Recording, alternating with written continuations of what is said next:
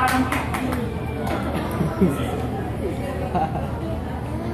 so, Tatay Rodel, ang nanay ko itong pinanong mo kayo ng opo, tinatanggap. Tatay Rodel, unahin ko po kita. Tatay Rodel, inyo po bang patuloy na tinatanggap si Nanay Virgie na inyong asawa sa buong pag-ibig at karangalan, sa buong tungkulin at paglilingkod? Hindi pa ako tapos sumasagot na sa akin. Wow!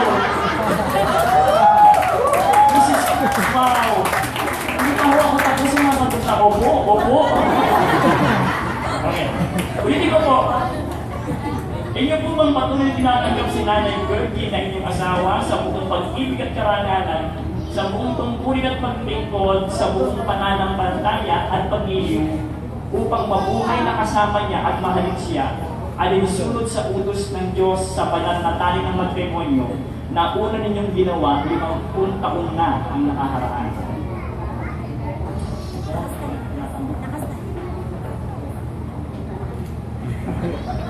Diba? Nanay Virgie, kayo naman po. Inyo po bang patuloy tinatanggap si Tatay Rodel na inyong asawa sa buong pag-ibig at karangalan, sa buong tungkulin at paglilingkod, sa buong pananampalataya at pag-iliw, upang mabuhay na kasama niya at mahalin siya, alinsunod sa utos ng Diyos sa pananatili ng matrimonyo na una ninyong ginawa 50 taon na ang nakakaraan? Okay, magpatuloy po kayong hawak ng kamay. Pakita nga yung microphone. Join me in prayer po para tayo ng Diyos.